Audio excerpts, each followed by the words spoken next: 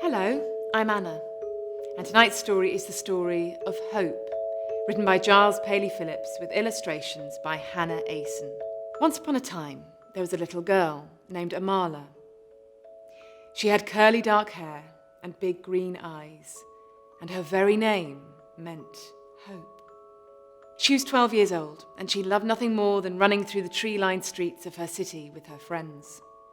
But gradually, the streets stopped humming with the sound of motor cars and bustle of people. The buildings around became empty and broken. Then a darkness came and covered the land. The sound of gunfire ripped through the clear air. In a tent, high above the city streets on a hillside, Amala and her younger brothers huddled around candles and told each other stories. Day after day, the children would stay close to the tent, not wanting to stray too close to the darkness. But a sorrow grew heavy in Amala's heart, for she wished that she could venture further. One day she saw her father with his head in his hands. They were down to their last loaf of bread.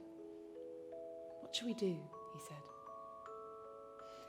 Amala secretly decided to return to the city to search for food. That evening she headed out, and the cool air sent shivers down her back. Suddenly, 3 figures were in front of her. A silence fell upon Amala. She was frozen. Hands reached out at her from the darkness. They seemed to come at her from all directions. So fast. She stood shivering, her hands out in front of her, catching the tears that ran from her green eyes. She wondered if she'd ever step outside again. Then one day, a woman came to the tent. She had a warmth in her smile that made the girl turn to her, like a flower facing the sun. She asked if Amala would like to meet some other girls. "It's safe," she promised. That morning, in a hall, far from the debris of the bombs, Amala met with so many others who had experienced what she had experienced. She listened to their stories, taking everything in, each moment of anguish and despair. But she couldn't share hers. Her voice wouldn't work. The women came and handed her a piece of paper and a pencil. "Sometimes," she said, "I find it easier to draw things than to say them."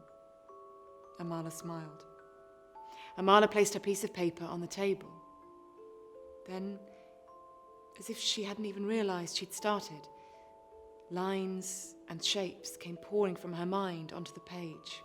She could feel the rawness of her emotions, and with each stroke came relief.